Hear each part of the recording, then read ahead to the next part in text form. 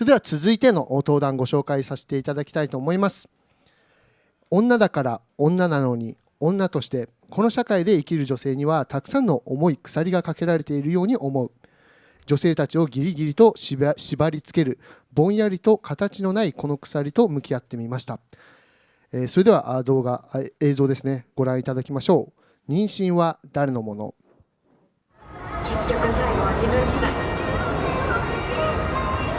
この世界に自分らしく踏み出していこう。私が好き、世界が好き。誰にも話したくない。誰にも言いたくない。誰も助けてくれないし、分かってもらえない。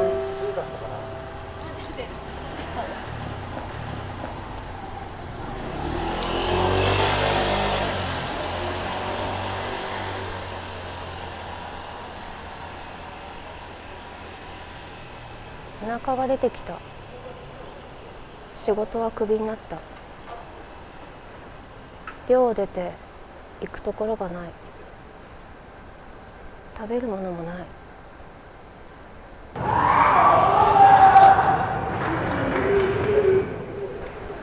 なんで断らなかったの？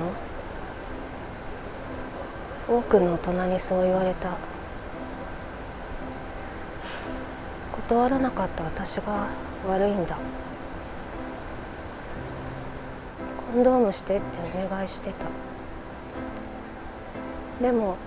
してない時もあったって。私がもう少し強く言えばよかったんじゃないかなって。私が悪かったんだ。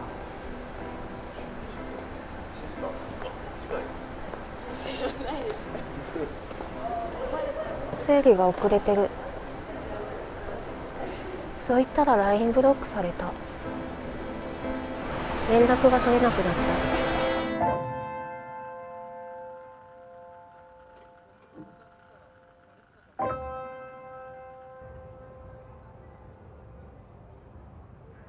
付き合っている人に妊娠したって伝えた。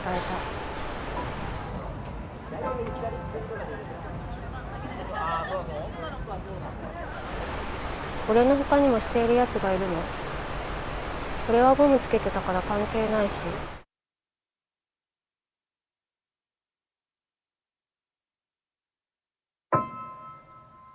ショックだった。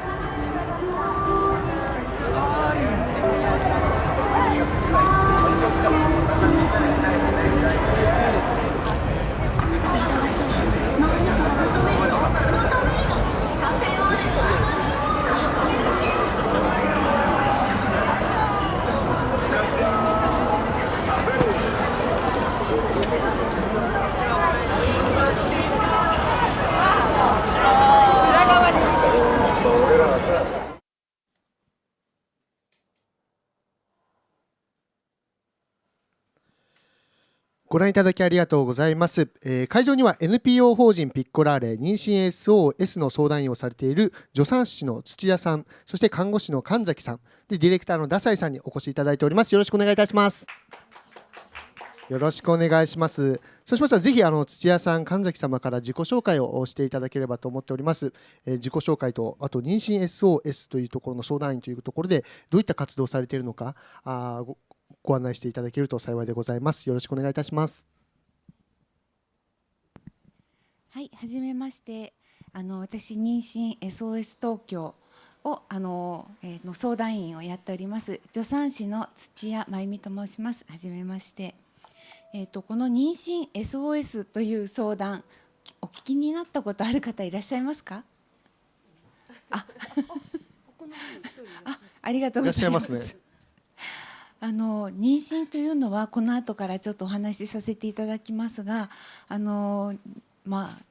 女性であれば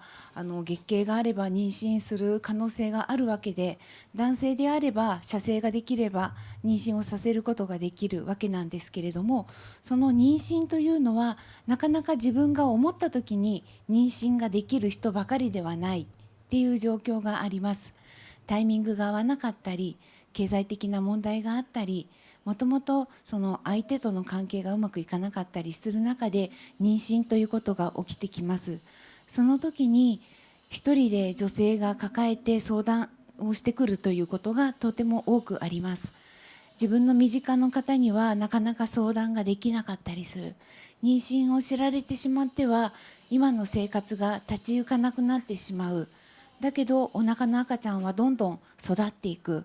次元性のある相談なんですね。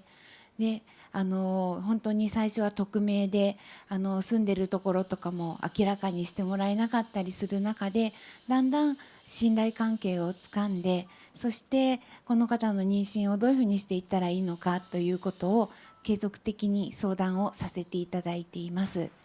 中には直接お会いしたりとか、居所なしで本当に家をもう出されてしまったような女性、この冬の中で妊娠していて、そして本当にまだネットカフェに入れればいいですけれども、そういったお金もなくって公園で野宿しているような妊婦さんっていうのも実際にいらっしゃいます。そういう方たちがどうやったら少しでも安心してこれからの人生を歩んでいけるのか、妊娠をきっかけにその人が人生を新しく向き合っていきながら自分の未来を描けるように、そういった思いで相談員をしております。もともと助産師を30年ほどしておりまして、普段は実際に出産、赤ちゃんが生まれる現場にも立ち会っています。先日も、ちょうど3日前にご出産がありました。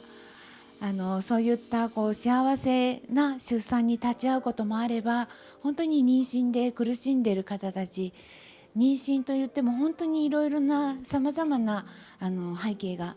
写真が描かれるのかなと思っております。そういったところで普段仕事をさせていただいています。今日はどうぞよろしくお願いいたします。よろしくお願いいたします。私も同じく NPO 法人ピッコラーレで妊娠 SOS の相談員をしております看護師の神崎と申します。よろしくお願いします。よろしくお願いします。妊娠 SOS はですねもちろん女性の方からの相談もとってもいいんですけども、中には男性の方からの相談もありまして、妊娠だけじゃなく妊娠してしまったかなっていう不安なところから、あとは避妊に失敗したっていうところまで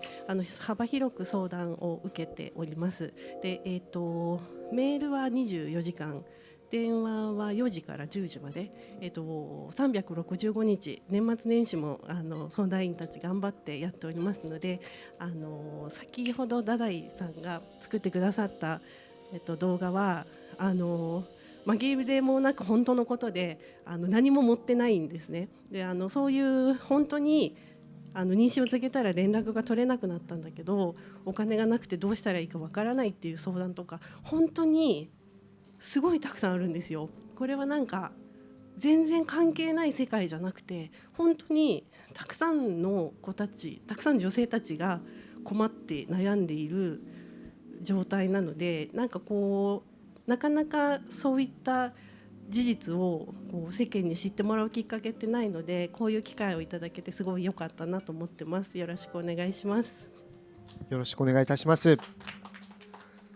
ぜひダサイさんからもご自身が女性という立場で今回のテーマでカメラを持った背景なんかもお聞かせいただけると。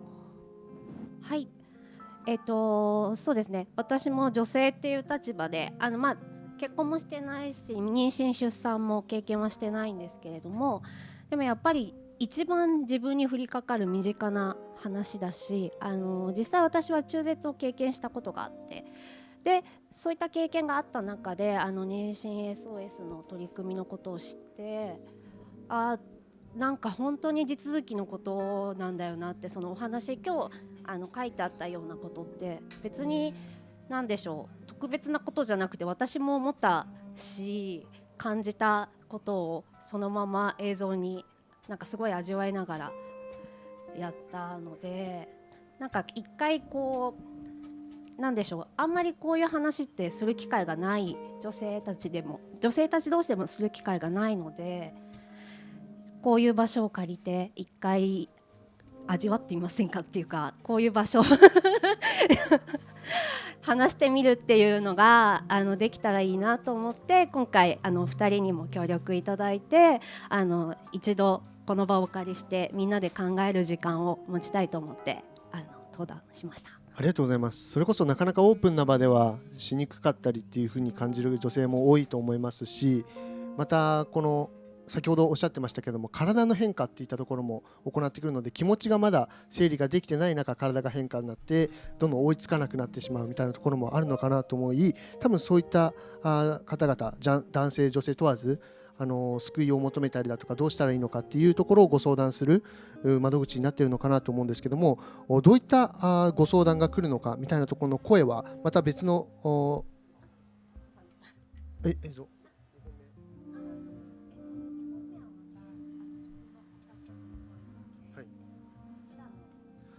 そうですね。そしたらぜひお二人にはどういった映像にもありましたけれども、どういった相談が声として来るのか、またそこに対してどういうこの救いじゃないですけど選択肢をお伝えしているのかみたいなところまでお話を伺えればと思うんですけども、実際どういったこの相談が来ることが多いのか、女性が自身の悩みとしてご連絡するのか、男性側がこの相談してくれるのか、逆に今の映像だと男性側は結構引いちゃって、私は関係ないみたいな、私の問題じゃないぐらいに言う男性も中にはいるのかなと思うんですけど、どういった状況で声をいただくことが多いんでしょうかね。一番多いのは生理が遅れちゃったんだけれどもどうしようっていうところだと思います。それまでは自分の生理っていうのにあまり女の子もちゃんと向き合ってなかったりとかして、ちゃんと毎月毎月ある生理とかもノートに書いてなかったりする子もいたりするんですね。でも、パートナーがいたりとか、パートナーというよりも、ちょっと性被害的にでも性行為があったりとかすると、もう突然生理来るかなっていう感じで、もう毎日毎日毎日不安でしょうがない。生理が来るまで毎日毎日電話やメールの相談をしてくる子もたくさんいます。もう本当にご飯も食べられないし、もう夜も眠れないし、起きてるんだか寝てるんだか分かんないみたいな状態で、とにかく妊娠してないことを祈るしかないし、もう妊娠してたら死ぬしかないんじゃないかなって、そんなぐらい思っている女性たちも多いのかなと思います。私たちは相談窓口なので、困ったことがある人が相談をしてくる当然なんですけど場所なので、例えば妊娠したってなった時に、妊娠を経験された方は分かると思うんですけど、普通世間一般でいうと妊娠すると十月10日っていうイメージがありますけど、妊娠が判定した時点でもうすでに5週から6週は経っていることがほぼほぼなんですね。でそこから選択肢を考えた時に、産む産まない、産んで育てる、産んで預ける、いろんな選択肢ありますけども、中絶を選択する場合には法的にも決まった数週がありますし、ただ法的に決まった数週までギリギリ伸ばしてしまうと、やっぱ体にも、心にも大きな負担がかかるので、できればもしも中絶するのであれば早い段階の方がいいけども、でもそこまでにどうしようかって考える時間ってすごい短いんですよね。でその時に相手がいて、相手と相談して経済的なこととか病院のこととか全てそういうふうに相談できる人がいればいいですけど、やっぱりそういうふうに先ほどもあったように相手が連絡が取れなくなってしまったっていう人がすごく多くてですね。で、ちょっといろいろコミュニケーションの形も時代とともに変わってきているので、どうしても LINE だけでつながっていて、もう LINE をブロックされたらおしまい、関係がもうどこに住んでるかも電話番号もわからないっていうような相手とのつながり方がすごく多くてですね、その LINE 一つで全てが決まってしまう、 LINE だけでブロックされたらもう自分はその人と連絡が取れないので、今後一人でこの自分が起きた相手と自分が起こしたことなのに自分だけがどうしていくかということを経済的にも全てこう考えていかなきゃいけないっていうのは年齢が下であればあるほどかなり酷なことかなって、未成年であればあるほどやっぱり中絶をするのにも親の許可が必要だったりするので、なかなかこう問題は大きくなっていく気がします。ありがとうございます。まさにその中絶をするかどうかっていう選択肢も正解がどちらが正解でっていう話でもないですし、その決断をするのもすごくエネルギーのいることだと思うんですね。それを女性一人が考える、パートナーがそれを放棄してしまったら一人で考えなければいけないってなった時に、その壁打ちもできない、自分で壁打ちするしかないってなると、すごく心理的負担も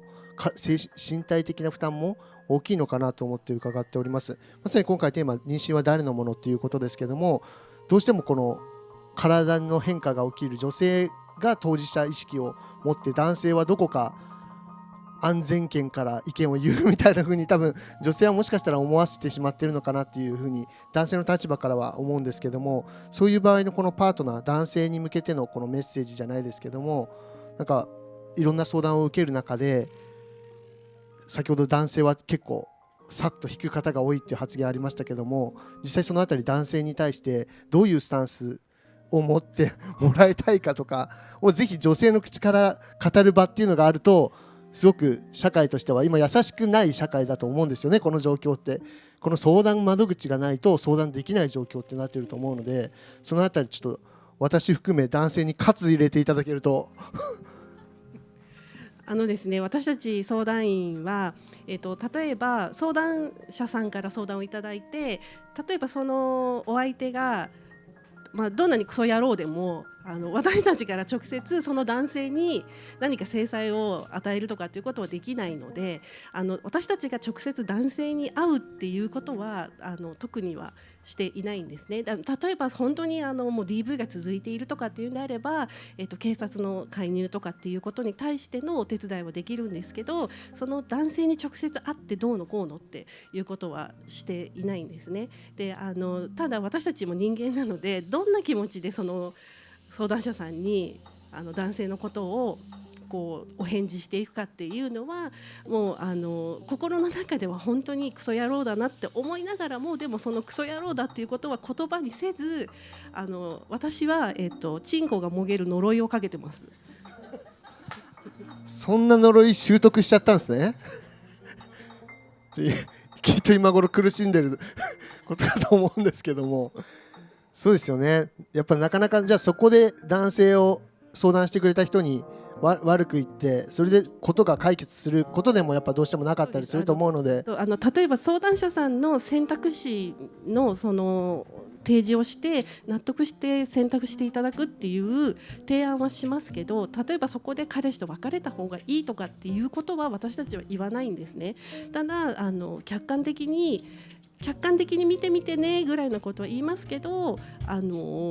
その彼氏がどんなにダメな人でもその人がダメだっていうことは直接は言わないです。そうですね。そのでも選択肢が分からなくて知らなくて次のステップが踏めない人ってきっとたくさんいらっしゃると思うので、そこの選択肢をいくつか提示して少しでも心の余裕であったり、人に話すことができるっていう選択肢自体がまず大きな一歩だと思うので、非常に大きい存在なのかなと思っております。じゃあダサイさんの方でもう一本映像ご用意いただいているということなので、そちらをご覧いただいて、またお話しできればと思っております。それでは映像の方よろしくお願いいたします。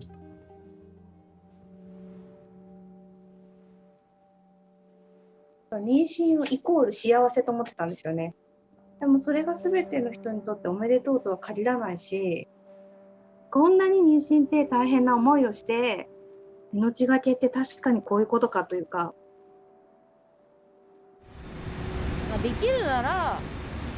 したいなと思ってますけど、なんかだんだんもう夢も希望もないというか、簡単じゃないなっていう。産む辛さ痛さ、本当は私はあれまで男性に会ったら死ぬと思う。もう人生を全部変えて全部注いで自分の計画していたものを全部キャンセルしてそっちに行かない限り、あとはもう死ぬしかないみたいな。そういうなんかもう二択を迫られるような感じがする。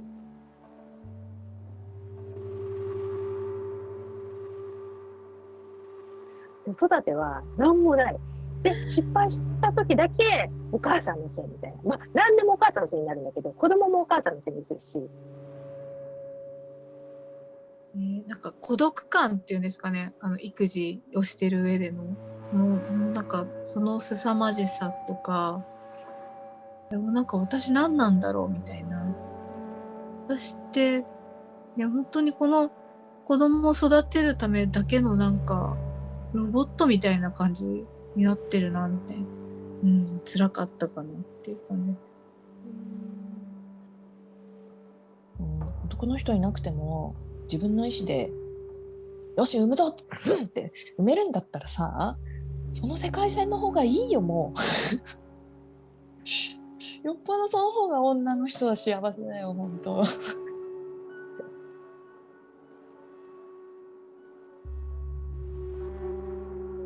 別に自分が子供が欲しかったわけじゃないから、それはそれで別に今後悔してるわけではないんですけど、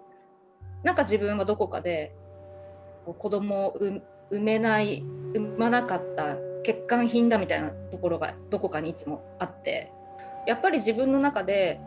世間が一般的にそう考えてるってことが普通って思っちゃってる部分があるんだなと思って、自分はこうだっていうのもあるんだけど、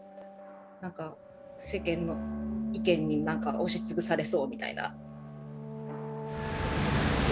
責められてる感じになりますよね。産んでない人は義務じゃないの。簡単に産めると思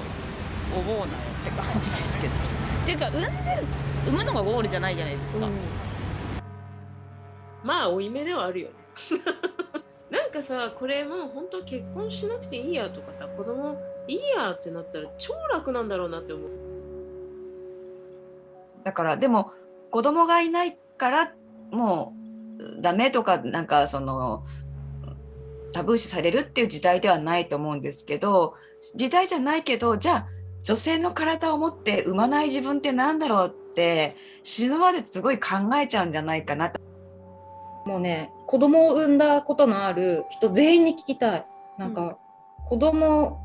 産もうと思って産みましたかって聞きたい。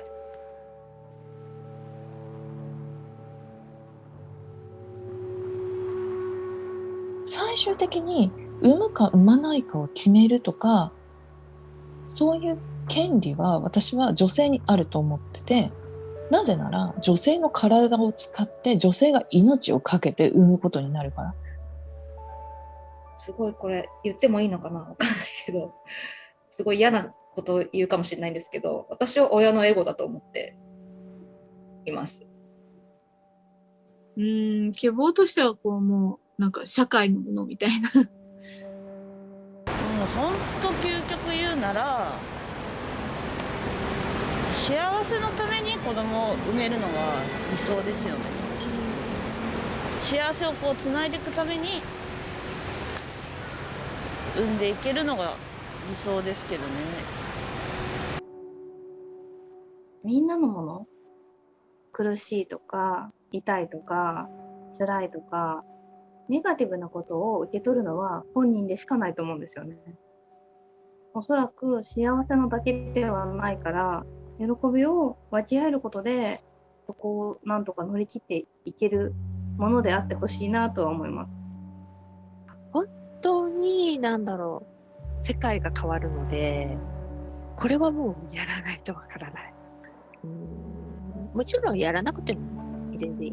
やりたくないとかいうことならば全然いいんだけれども、ちょっとでもやってみたいなと思う皆様にはぜひやってって。だけど楽じゃないよ。楽とは決して言いません。でもやめられないんだけど、妊娠も出産も子育ても。ご視聴いただきありがとうございます。今ね、女性の意見、生々しい意見、本音を語っていただいたコメントがたくさんありましたけど、まさにこういった意見だとかっていったところが相談にも寄せられているのかなと思っております。今の映像を見ると、やっぱり男性の私の立場からすると、まだまだこの意識が行き届いてなかったのかなっていうのを感じるのが、なんか女性も働き方とかキャリアが自由化していて、結婚しない選択肢でも歓迎されていたりだとか、子供を産まない選択肢も今は素敵なこの女性の人生の歩み方になっているのかなみたいに思ってた私がまだまだこのあれなのかなと思ったんですけど、実際この産まなかったらダメなんだ、産むのが普通だみたいので、じゃあ40歳なのにまだ産んでないのみたいなことを言われる女性がいて、そこで傷を受けたりだとか悩んだりとかして相談をしているみたいなところが実際にあるんでしょうかね、相談としては。女性が子供を産むのは当たり前だみたいな。そんな直球で言われることはあんまりないと思うんですけれども、でもやっぱりどっちかっていうと結婚したんだったら、子供を持つのが当たり前のように自分の親とかパートナーの親から言われるっていうことはやっぱりありますよね。子供はみたいな気軽な質問の、もうシンプルな4文字が結構年を重ねるにつれてうってなってる人は結構身近にもいそうだなとは思いますね。そうですね。でも中にはやっぱり女性が自分が子供の時に被虐体験があったりとかして、でやっぱり自分が子供を育てたらまた虐待しちゃうんじゃないかなって思っていて、でパートナーの方とは結婚する前提で話をするときに、私はそういう人間だから子供を育てるっていうのは多分得意じゃないから、だから結婚はするけど子供を産まないからねっていうことを約束して妊娠したのにもかかわらず、妊娠してしまった時に気がついたらもう旦那さんのご両親が知っていて、もうなんか今更産まないとか、自分がこういう思いで結婚したっていうことが言えなくって、でそこで葛藤している、彼のことを考えると自分が頑張って子育てするよ、協力するよって、だからって言われるけれど、お腹にいる赤ちゃんに向けて幸せ感が全くなかったりとか、可愛いって感じられなくて、それで40週間過ごさなくちゃいけないっていうのは本当に苦しいなって思うんですよね。だからやっぱりそこのリプロダクティブヘルス&ライツって言いますけれども、女性が一生の間に何人いつ頃産むのか産まないのかっていうことを自分でやっぱり決定する。でそのために必要な情報を提供してもらったりとか、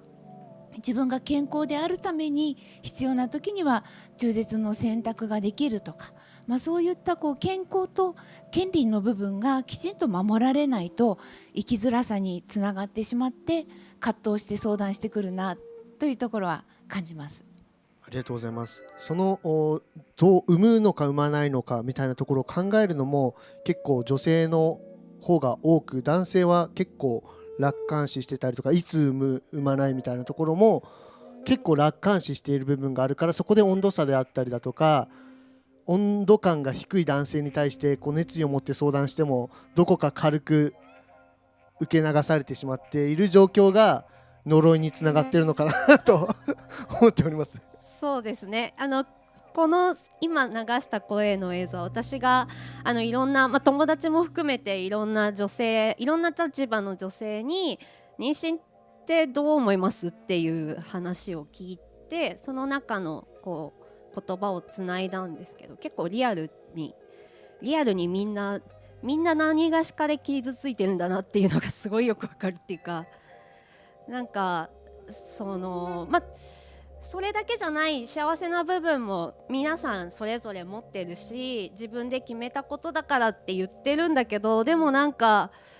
あれみたいなのをずっと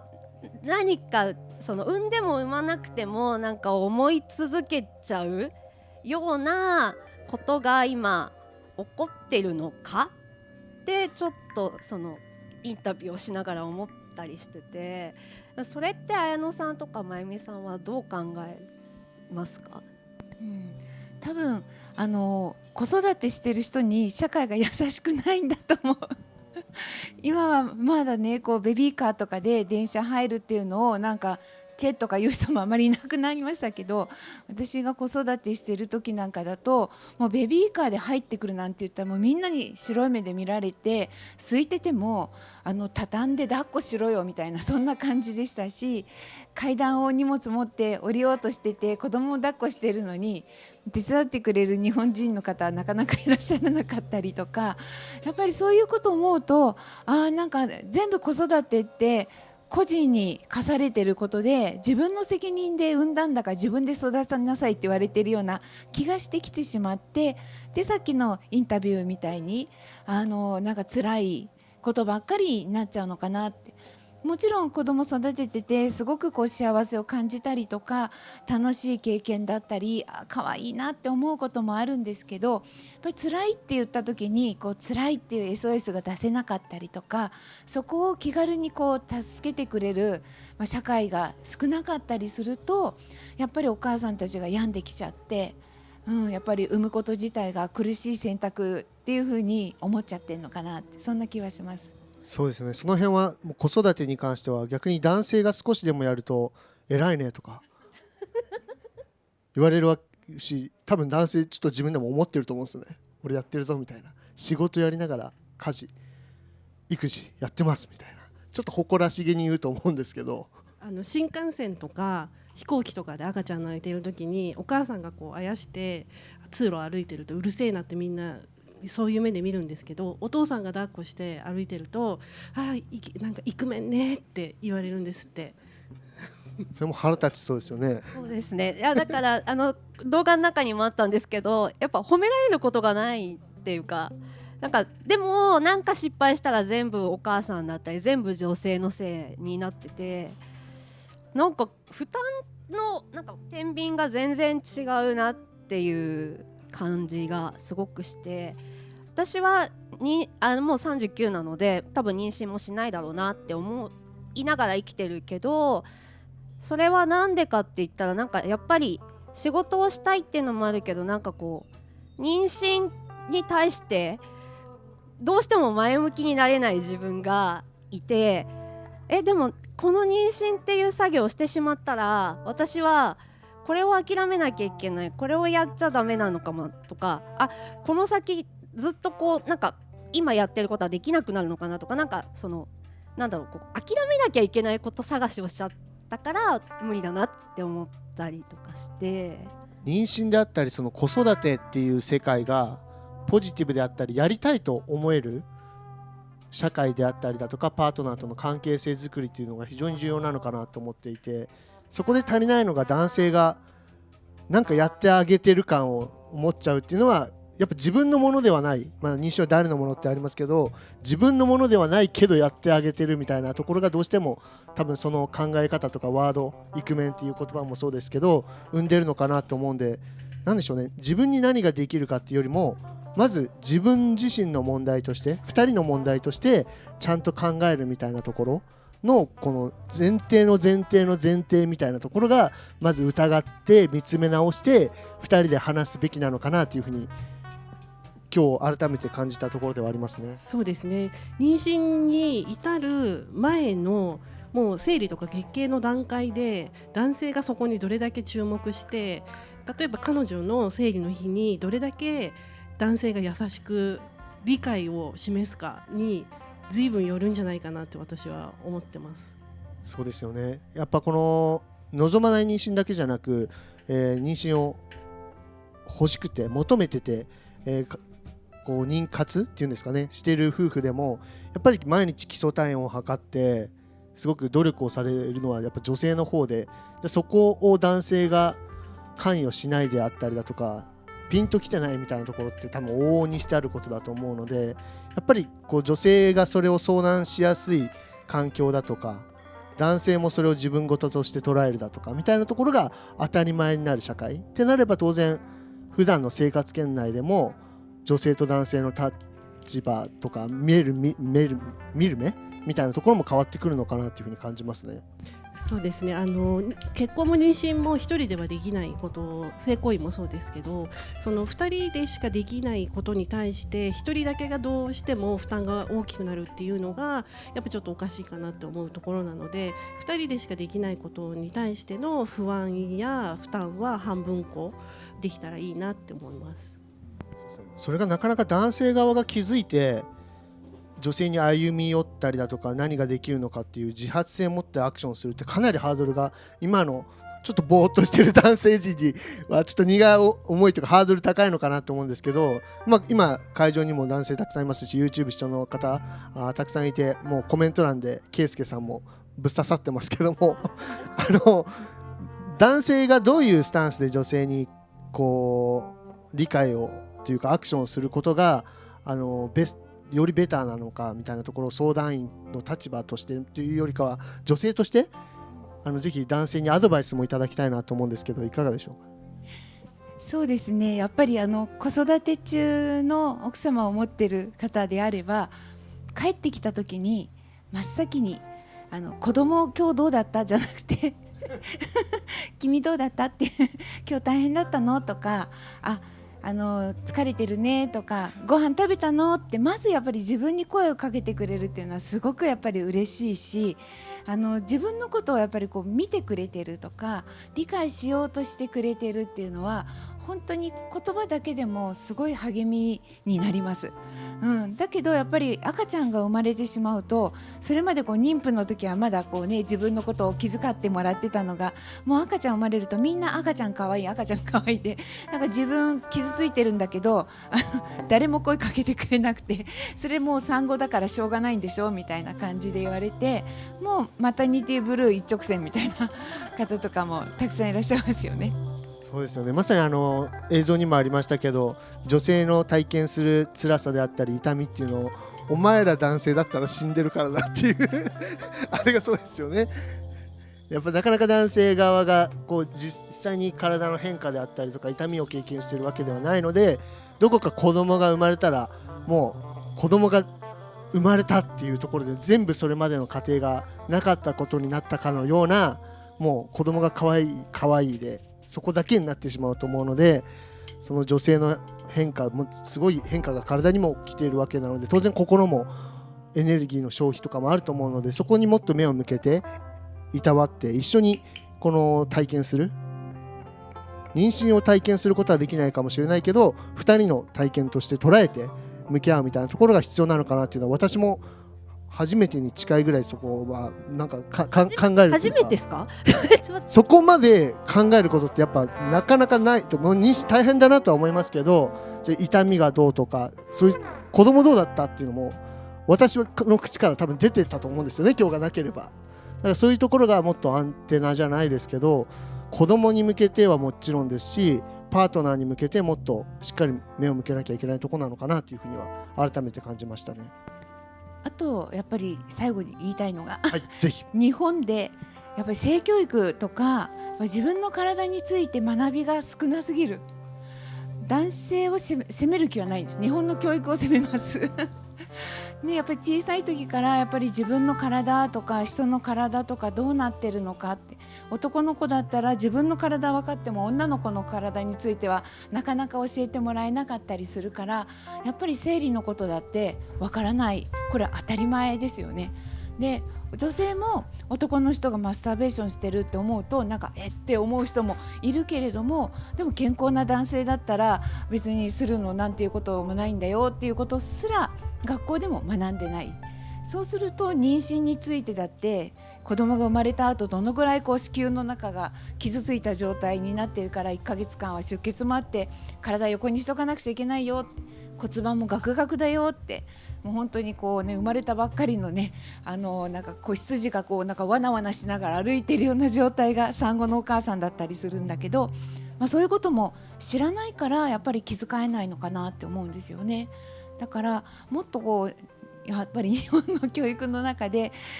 人の体のことをやっぱり学ぶ性教育とかっていうこともっともっとやっぱりして人に対して他人に対してこう関心を持つっていう姿勢ができてくることで妊娠もしてみたいな、子供にも興味あるなとか、自分の、大好きな人が子供を産んでくれた後、じゃあどんな風に体気遣ってあげたらいいかな、それが自然な形で分かるようにするためには、もっともっと性のことを学んだり体のことを知っておくってことが大事なんじゃないかなと思うので、男性ばっかりを責めてはいませんので。そうなんですよね。私たちは決して男 VS 女とかにしたいわけじゃなくて、なんかもっと分かり合えるように歩み寄りませんかっていうふうに思っているので、知らないっていうのは教育を受けてこなかったっていうことでもあるので、決して知らなくてできなかったこと、その人個人の問題ではなくて、やっぱり教育を受けてこなかったっていう日本独自の性教育の遅れっていうのもすごい影響していると思います。そうですね。そういう意味では本当に妊娠は誰のものっていうところでは女性だけが考えるべきことではないですし、パートナー2人の問題かって言ったらそんなこともなく、もう妊娠子育てをしたくなるような、しやすい、それが楽しみになるような社会になるっていうのは、他の人に、自分たちの当事者じゃなく周りの妊娠している方、子育てしている方への態度であったりアティチュードっていうところだと思いますので、ぜひ正しい知識だとかもう一度改めて関心を持って正しい知識を学んで、より優しい社会を目指していければ素敵かなと思っております。本日ご来場いただいてカツも入れていただきましてありがとうございました。ありがとうございました。ありがとうございました。ありがとうございます。